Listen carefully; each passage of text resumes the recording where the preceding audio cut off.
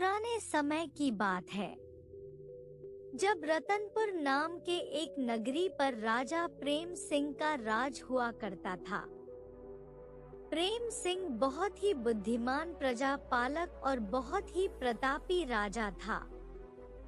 उसे धर्म शास्त्र और नीति शास्त्र का ज्ञान था।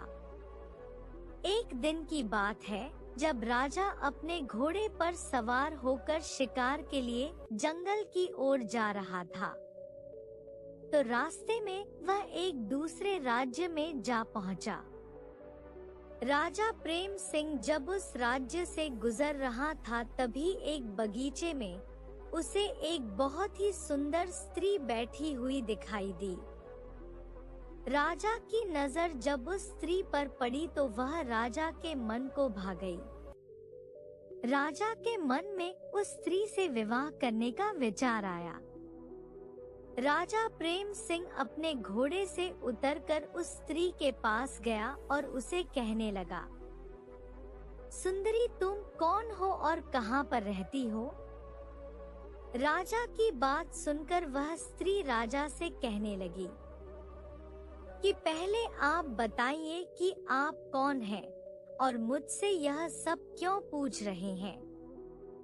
राजा कहने लगा, सुंदरी, मैं रत्नापुर का राजा प्रेम सिंह हूँ और मैं तुम्हारे रूप और सौंदर्य को देखकर तुम पर मोहित हो चुका हूँ।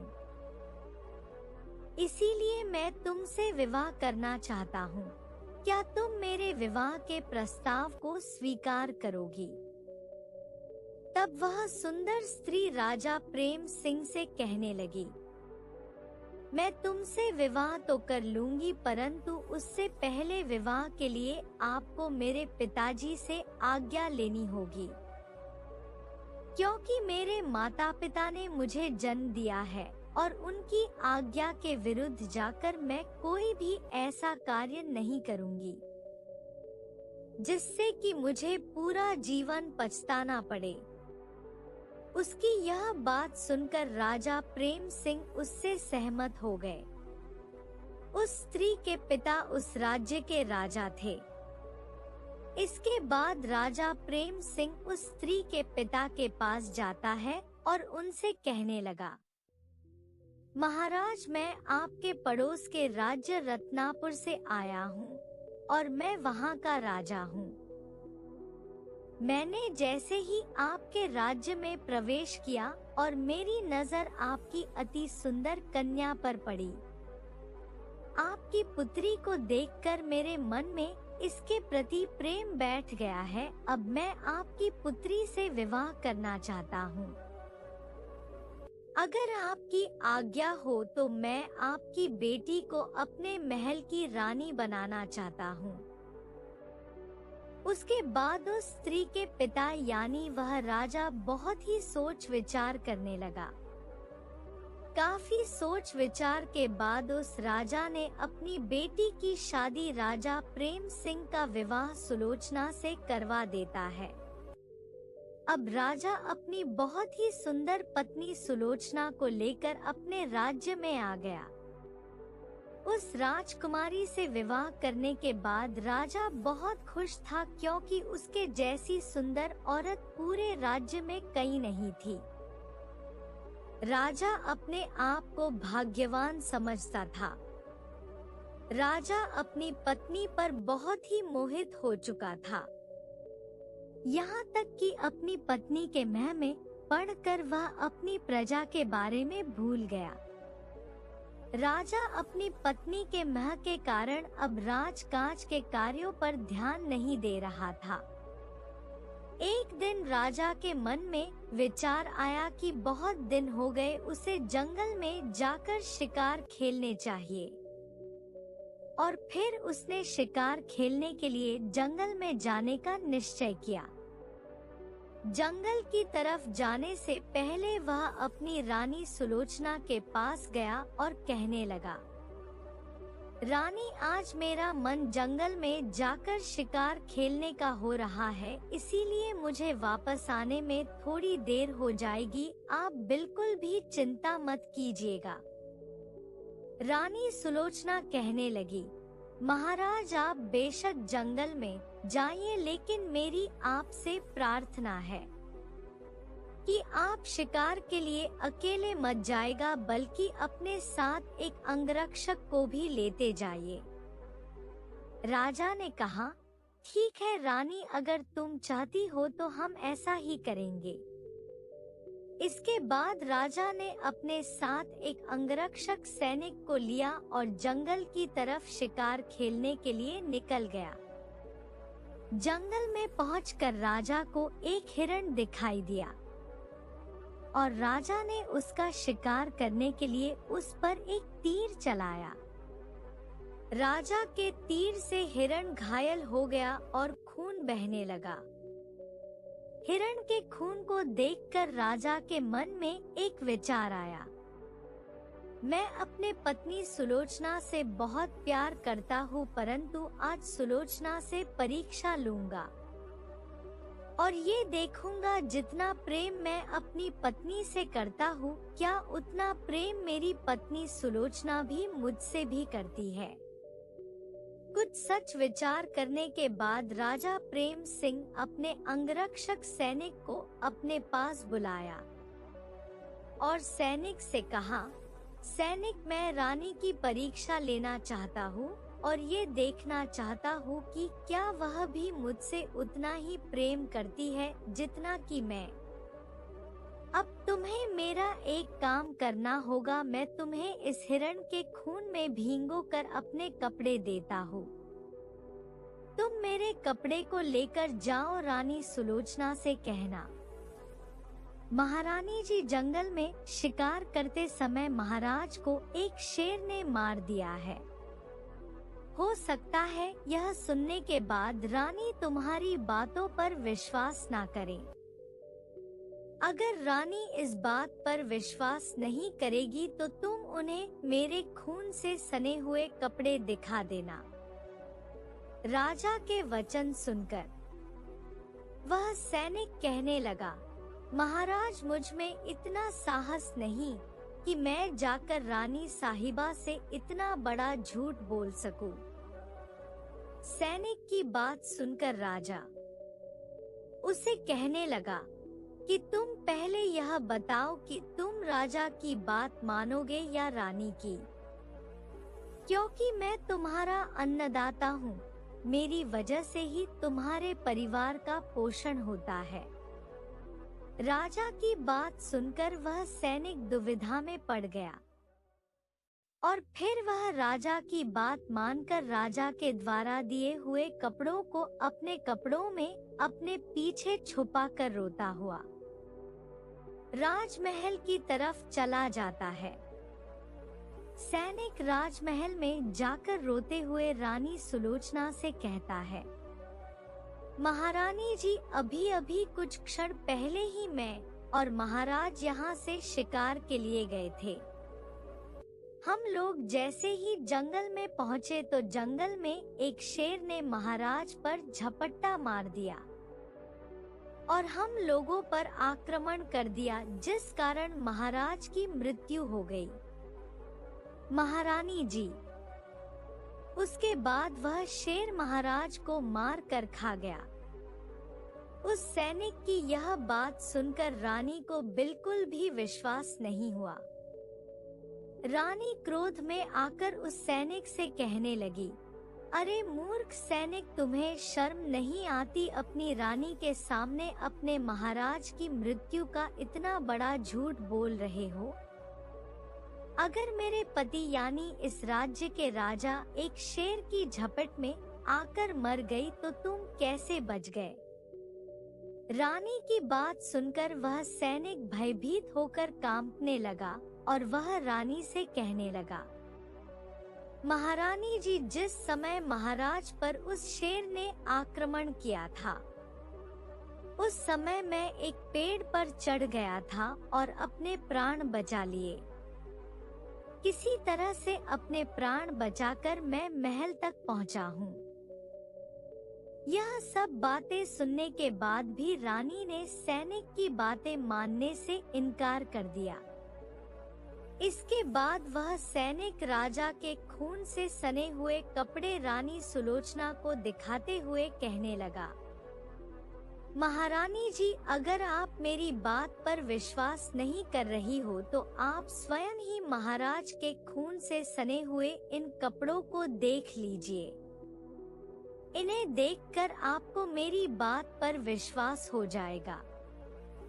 महारानी सुलोचना ने जैसे ही महाराज के खून से सने हुए कपड़े देखे तो उसे विश्वास हो गया कि महाराज की मृत्यु हो चुकी है। रानी को महाराज की मृत्यु का ऐसा सदमा लगा कि उसने उसी समय अपनी उंगली में पहनी हुई हीरे की अंगूठी को चाट लिया। हीरे के विष के प्रभाव से रानी उसी समय गहरी मूर्छा में चली गई। कुछ देर के बाद जब राजा अपने महल में वापस आया तो उसे अपनी प्रिय रानी बेहोश अवस्था में मिली। रानी की ऐसी हालत देखकर राजा रोने लगा कि मेरी पत्नी कितनी अच्छी थी, वह मुझसे इतना प्रेम करती थी। काश मैं अपनी मृत्यु की झूठी खबर इसे ना देता तो आज रानी की ऐसी हालत न होती।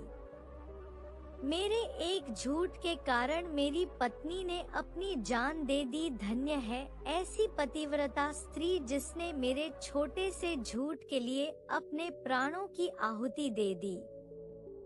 इसके बाद राजा ने तुरंत राजवेद को बुलाया। कई प्रकार की औषधियां देकर रानी का इलाज शुरू किया गया, परंतु किसी भी प्रकार की औषधि का रानी पर कोई असर नहीं हो रहा था। उसकी बेहोशी और भी गहरी होती जा रही थी। राजा ने जब देखा कि राजवेद के इलाज का रानी पर कोई असर नहीं हो रहा तो उसने तुरंत अपने राज्य में यह घोषणा करवा दी कि जो भी वेद उसके महारानी को ठीक करेगा, राजा उसे अपना आधा राज्य दे देंगे। राजा की इस घोषणा को सुनकर कई वेद रानी का इलाज करने के लिए आए, परंतु उसे स्वस्थ ना कर पाए। आखिरकार सभी वेद हार मान चुके थे। अब तो राजा प्रेम सिंह बहुत ही दुखी था कि तभी वहां पर एक साधु ने प्रवेश किया। साधु ने अपना कमंडल जोर से जमीन पर फेंका तो कमंडल टूट गया। साधु ने पूछा, राजा तुम इतने दुखी क्यों हो? राजा ने कहा, साधु महाराज, मैं अपनी पत्नी की परीक्षा लेना चाहता था कि वह मुझसे कितना प्रेम करती है और मेरे एक झूठ के कारण मेरी पत्नी की ये हालत हो गई। साधु कहने लगा, राजन, तुम्हारी पत्नी की मृत्यु हो चुकी है, उसका दुख मनाने से अब कोई फायदा नहीं। साधु अपने टूटे हुए कमंडल की ओर इशारा करते हुए कहने लगा, देखो राजन, जिस प्रकार ये मेरा टूटा हुआ कमंडल पहले जैसा नहीं बन सकता, उसी प्रकार अब तुम्हारी रानी भी जिंदा नहीं हो सकती। तब राजा साधु के चरणों में गिर गया और कहने लगा, साधु महाराज, अब आप ही कुछ कीजिए। यदि आप चाहे तो मेरी रानी अवश्य ही जीवित हो सकती है। तब साधु ने कहा, राजन, तुम्हारी बात ठीक है। यदि मैं चाहूँ तो तुम्हारी पत्नी को जिंदा कर सकता हूँ, क्योंकि मुझे मृत संजीवनी विद्या आती है। परंतु इसके लिए मेरी एक शर्त है। राजा ने जैसे ही साधु के मुंह से ये सुना तब वो गिड़गिड़ाते हुए कहने लगा, आप ही मेरे दाता हो, आप ही मेरे विधाता हो, किसी भी तरह से मेरी पत्नी को जिंदा कर दीजिए। आपका मुझ पर बहुत ही उपकार होगा। साधु कहने लगा, राजन, मैं तुम्हारे पत्नी को जीवित तो कर दूंगा, परंतु मेरी एक शर्त है, और वो शर्त है, अगर तुम्हारे राज्य में से कोई भी व्यक्ति मेरे इस कमंडल को पहले जैसा बना दे तो मैं तुम्हारे पत्नी को फिर से जीवित कर सकता हूँ। राजा ने उसी समय अपने राज्य के सभी कारीगरों को महल में बुलाया और साधु बाबा के कमंडल के जैसा कमंडल बनाने का आदेश दिया। साथ ही ये घोषणा भी की जो भी कारीगर साधु महाराज के जैसा कमंडल बनाएगा उसे मूंग मागा इनाम दिया जाएगा। इनाम के लालच में सभी कारीगर सुंदर सुंदर और एक से एक बढ़कर कमंडल बनाकर लेकर आए, परंतु कोई भी उन साधु महाराज के कमंडल के जैसा नहीं था। तब साधु ने कहा, राजन, तुम मेरी शर्त को पूरा नहीं कर पाए, इसीलिए अब मैं तुम्हारी पत्नी को जीवित नहीं कर सकता। राजा एक बार फिर से साधु के चरणों में गिर गया और विनती करते हुए कहने लगा, साधु महाराज, मैं आपकी शर्त को पूरी नहीं कर पाया, इसमें मैं असफल रहा, परंतु फिर भी मेरी प्रार्थना है कि आप मेरी पत्नी को जिंदा कर दीजिए और मुझ पर उपकार कीजिए। राजा के बार बार विनती करने पर साधु को उस पर दया आ गई और उसने मृत्यु संजीवनी विद्या से एक बार फिर से रानी को जीवित कर दिया। राजा अपनी पत्नी को फिर से जिंदा देखकर बहुत ही खुश हुआ और फिर साधु महाराज का धन्यवाद करने लगा। साधु राजा से विदा लेकर महल से चला गया। उस दिन के बाद से राजा का अपनी पत्नी पर विश्वास कई गुना बढ़ गया। वह अपनी पत्नी से पहले से कहीं ज्यादा प्रेम करने लगा। वह अपने पत्नी के प्रेम में इतना खो गया कि राज्य का सारा काम छोड़कर वह अपना पूरा समय अपनी पत्नी के साथ ही गुजारने लगा। प्रेम सिंह का एक छोटा भाई था जिसका नाम था राम सिंह। राजा के इस व्यवहार को देखकर राजा का छोटा भाई परेशान रहने लगा। वह राजा को समझाने लगा कि भैया, आप मेरे बड़े भाई हैं और इस राज्य के राजा भी है, इसीलिए आपका कर्तव्य है कि इस राज्य की रक्षा करें। परंतु आप एक स्त्री के मोह में पड़ चुके हैं, आपको उस स्त्री के अलावा कुछ दिखाई नहीं देता।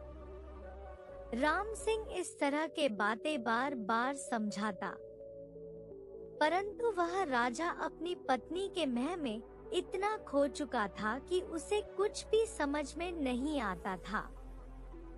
एक दिन की बात है, जब राजा प्रेम सिंह का छोटा भाई राम सिंह अपने अस्तबल में जाता है तो वहाँ पर कुछ घोड़े उसे बहुत ही कमजोर दिखाई पड़े।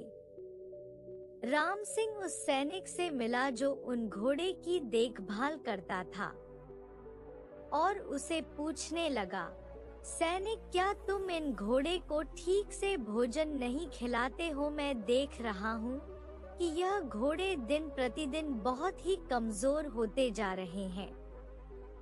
मैं पिछले कई दिनों से इस बात को देख रहा हूँ, आखिर इसका क्या कारण है? वह सैनिक राजा के छोटे भाई राम सिंह को बताने लगा, महाराज, मैं आपको सच बात बताता हूँ, यह घोड़े प्रतिदिन इसलिए सूखते जा रहे हैं क्योंकि हमारी जो महारानी है वह रात्रि के 2 बजे इनमें से कोई एक घोड़ा चुनती है और उस घोड़े पर बैठकर ना जाने कहाँ जाती है।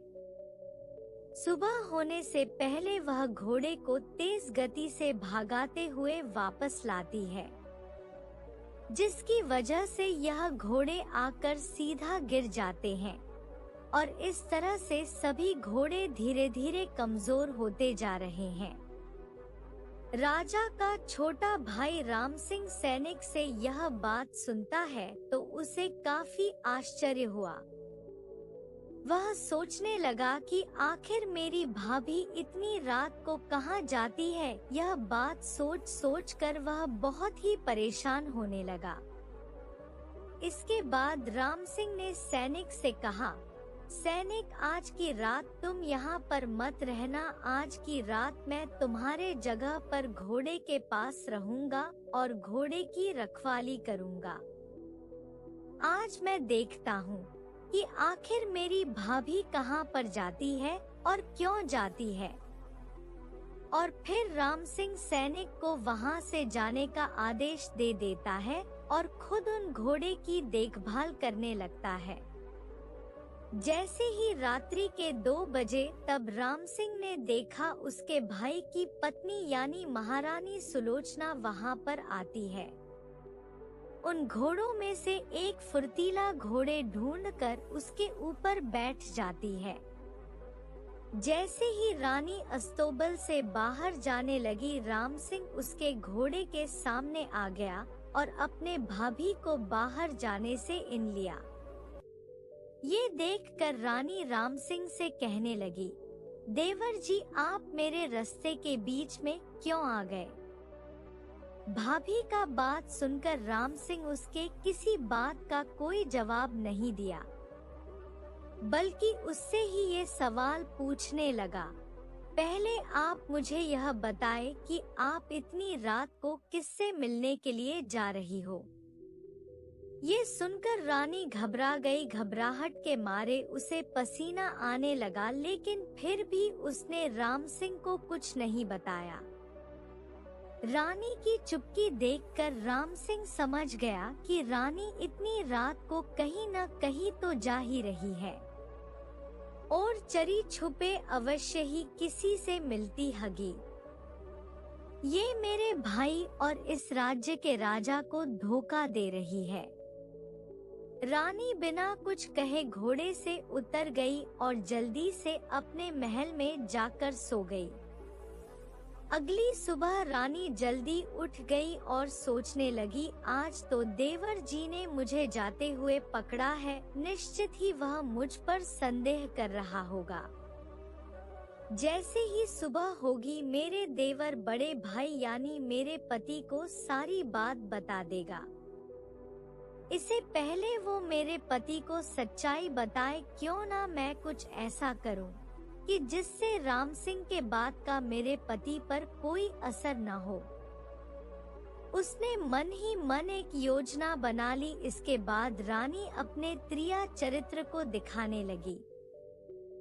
राजा प्रेम सिंह के उठने के कुछ समय पहले ही रानी अपनी बालों को खल देती है और अपने कपड़ों को फाड़ डालती है। कक्ष में वो जमीन पर लेट गई। जैसे ही राजा नींद से उठा तो उसने देखा कि उसकी रानी जर-जर से रो रही थी। राजा ने कहा, प्रिय, आखिर तुम नीचे क्यों पड़ी हो? तुम रो क्यों रही हो और तुम्हारे इन कपड़ों को किसने फाड़ा?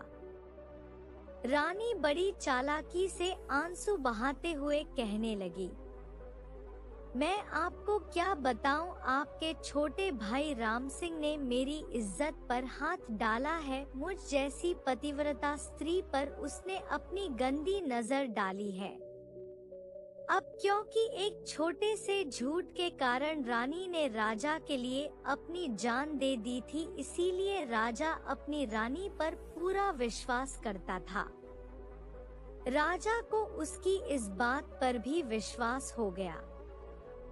राजा ने जैसे ही सुना तो उसके मन में अपने छोटे भाई के लिए क्रोध उत्पन्न हो गया।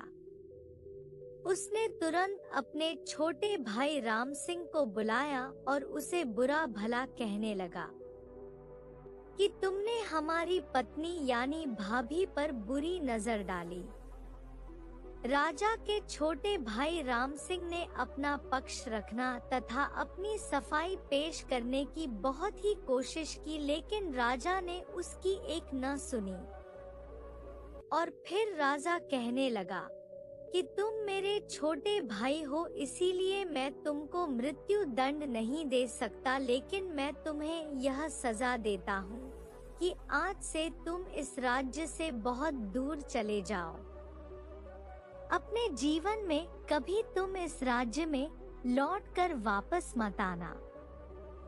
राम सिंह चुपचाप राजा के महल से बाहर चला गया, परंतु जाने से पहले वह अपने बड़े भाई से कहने लगा, मैं तो यहाँ से जा रहा हूँ, लेकिन जाने से पहले मैं आपको एक बात बताना चाहता हूँ कि तुम अपनी जिस पत्नी पर इतना प्रेम दिखा रहे हो और उसकी बातों पर विश्वास कर रहे हो, इससे जरा बचकर ही रहना। इतना कहकर राम सिंह उस राज्य को छोड़कर चला गया। उसके जाने के बाद रानी बहुत ही खुश थी। अब उसे किसी भी प्रकार का कोई भय नहीं था। उसी रात रानी फिर से उस पुरुष से मिलने के लिए गई जो कि उसका प्रेमी था। अपने प्रेमी से मिलने पर रानी उसे कहने लगी, प्रिय, अब तुम इस जंगल में रोजाना मत आया करो और मैं भी रोजाना तुम्हें इस जंगल में मिलने के लिए नहीं आऊंगी, क्योंकि मेरे पास एक योजना है। तुम ऐसा करो, कल सुबह तुम राजमहल में आ जाना। तुम मेरे पति यानी महाराज से महल में नौकरी के लिए प्रार्थना करना और उसके बाद तुम महल में ही रहोगे। जब तुम महल में रहोगे तो प्रतिदिन हमारी मुलाकात होती रहेगी। रानी अपने प्रेमी को यह सब कुछ समझाकर वापस महल में आ गई। अगले दिन जैसे ही सुबह हुई तो रानी का प्रेमी महल में आ गया। महल में आकर वह राजा प्रेम सिंह से कहने लगा, महाराज, मैं एक प्रार्थना लेकर आपके पास आया हूँ।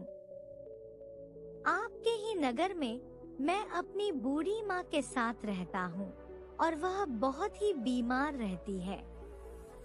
मेरे पास कोई रोजगार नहीं है। यदि आप मेरे कोई सहायता कर देते तो मेरे घर का गुजारा भी चल जाता और मैं अपनी माँ का ठीक से ख्याल भी रख पाता। रानी भी उस समय वहीं पर थी। उसकी बातें सुनकर वह मन ही मन खुश हो रही थी। राजा प्रेम सिंह ने जब उस व्यक्ति की व्यथा सुनी तो उसे अपने महल में नौकरी पर रख लिया और अपने मंत्री से कहने लगे, मंत्री जी, ये व्यक्ति हमें भरोसेमंद मालूम पड़ता है और शारीरिक रूप से भी काफी बलवान है, तो आप इसे महल में पहरेदार के नौकरी में रख लीजिए। रानी के उस प्रेमी का नाम परमानंद था। परमानंद राजा का आदेश पाकर महल में ही काम करने लगा। अब तो रानी को जब भी मौका मिलता अपना प्रेमी परमानंद से मिलने आ जाती। परमानंद और रानी दोनों मिलकर राजा के आंखों में धूल झक रहे थे। अपने प्रेमी परमानंद से इस तरह से मिलते हुए काफी समय बीत गया। राजा को इस बारे में बिल्कुल भी नहीं पता था। वह तो अपनी पत्नी पर पूरा विश्वास करता था, उसे बहुत ही प्रेम करता था। एक दिन की बात है जब राजा का मन हुआ कि एक बार फिर जंगल में जाकर शिकार खेला जाए। जब वह जंगल में शिकार खेलने के लिए पहुंचा तो उसे जंगल में वही तपस्वी साधु दिखाई दिए जिसने रानी सुलोचना को जीवित किया था। साधु को देखकर राजा प्रेम सिंह उसके पास गया और उन्हें प्रणाम किया। साधु ने राजा को आशीर्वाद दिया और फिर राजा के तरफ देखकर कहने लगा, राजन, तुम बहुत भोले संभव के हो, इसलिए लोग तुम्हें बेवकूफ बनाते हैं, परंतु तुम्हारा हृदय बहुत ही पवित्र है, इसीलिए प्रसाद के रूप में एक फल देना चाहता हूँ।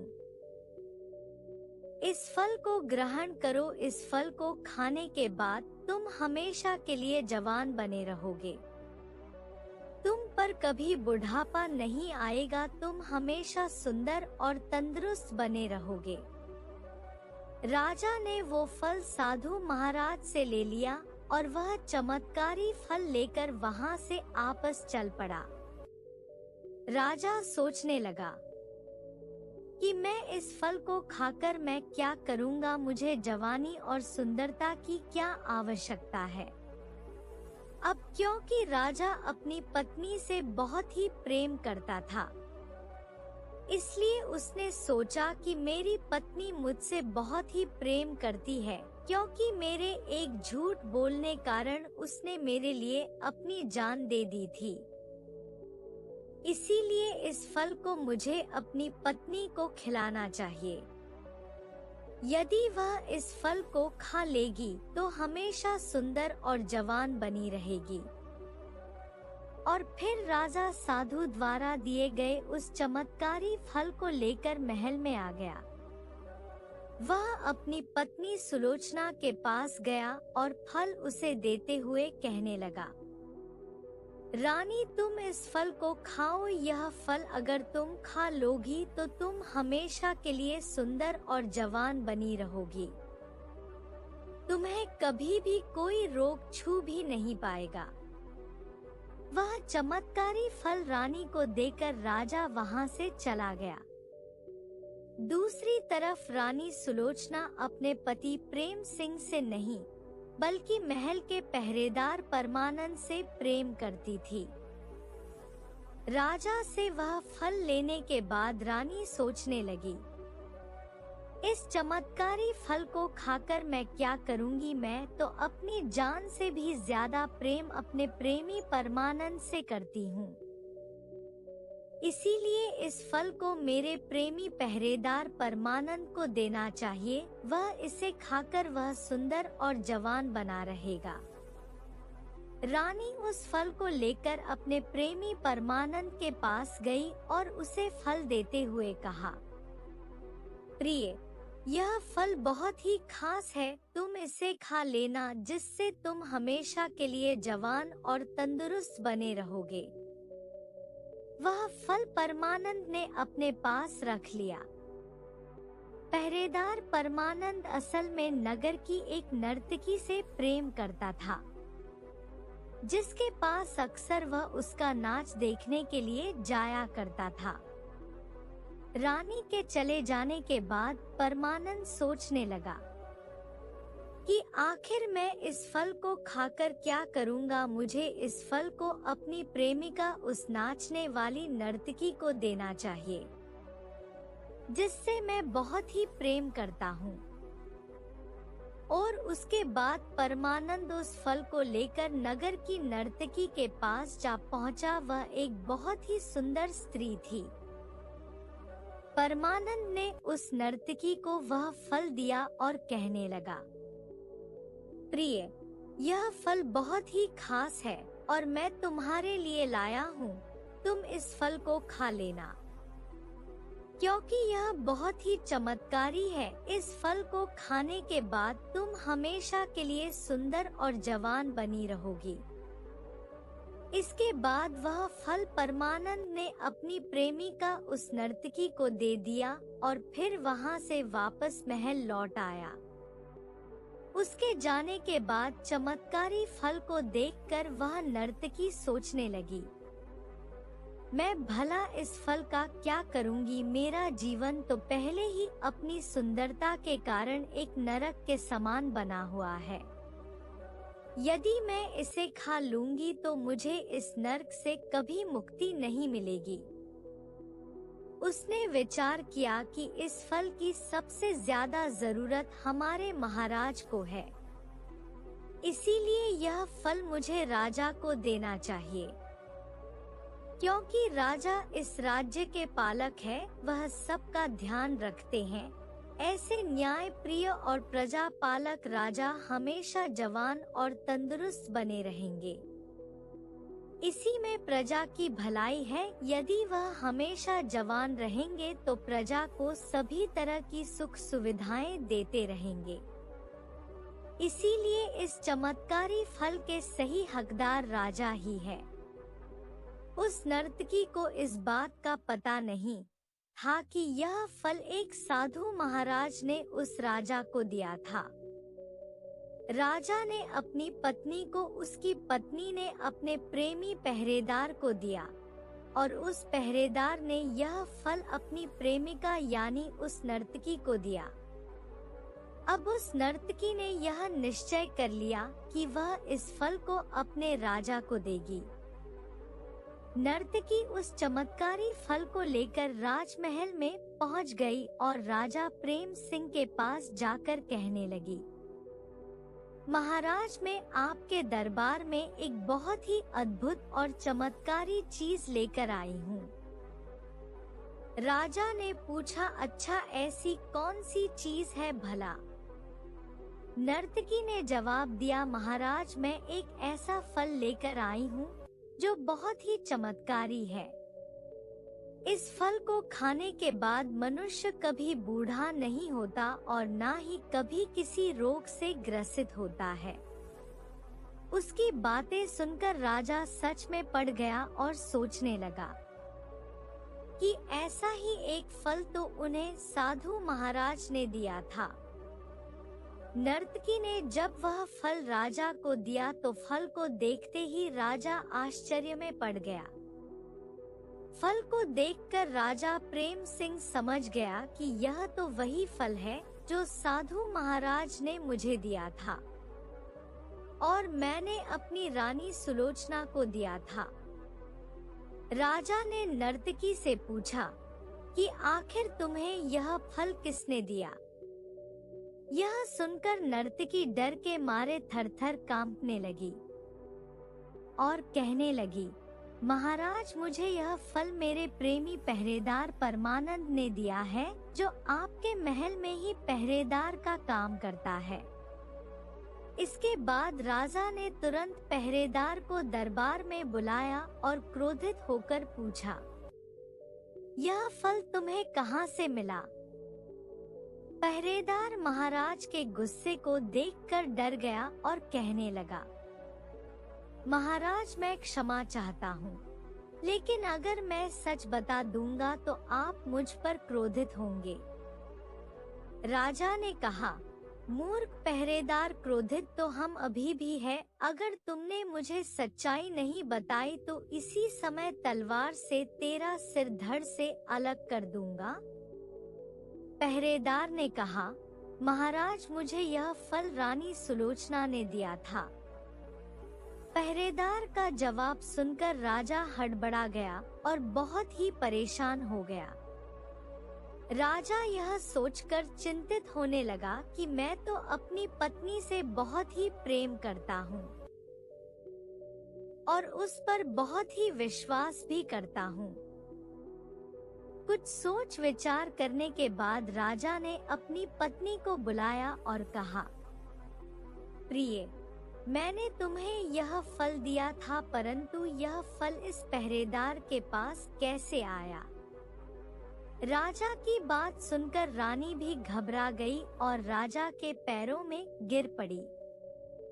रानी सुलोचना राजा से कहने लगी, महाराज, यह सत्य है कि मैं इस पहरेदार से प्रेम करती हूँ और आपके छोटे भाई राम सिंह ने आपसे जो कुछ भी कहा था वह बिल्कुल सच था। रात्रि के 2 बजे मैं इसी पहरेदार से मिलने के लिए जाया करती थी और फिर मैं झूठा नाटक करके राम सिंह को इस महल से बाहर निकलवा दिया। यह पहरेदार भी मेरे कहने पर भी महल में नौकरी करने के लिए आया है। यह सारी बातें सुनने के बाद राजा प्रेम सिंह के मन में पश्चाताप उत्पन्न होने लगा।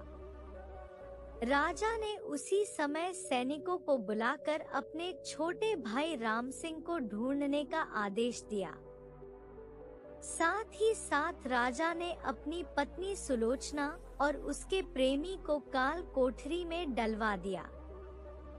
कुछ समय के बाद जब सैनिकों ने उसके छोटे भाई राम सिंह को ढूंढ लिया तो वह उसे राजा प्रेम सिंह के पास लाए। राजा ने अपने छोटे भाई को देखते ही उसे गले से लगा लिया और कहने लगा, मेरे भाई, मुझसे बड़ी भूल हो गई, अब मैं इसका पश्चाताप कैसे करूंगा? मेरे भाई, आज से इस राज्य के राजा तुम हो, तुम ही इस राज्य की बागडोर संभालोगे। क्योंकि मेरी पत्नी ने तो मुझे धोखा दिया है, उसकी वजह से अब मेरे मन में वैराग्य आ गया है। मुझे इस राजमहल और सुख सुविधाओं में अब कोई रुचि नहीं है। इसके बाद राजा ने अपने महल का त्याग कर दिया और अपने छोटे भाई को राजपाट सौंप दिया और वह जंगल में जाकर ईश्वर की भक्ति में अपने दिन बिताने लगा।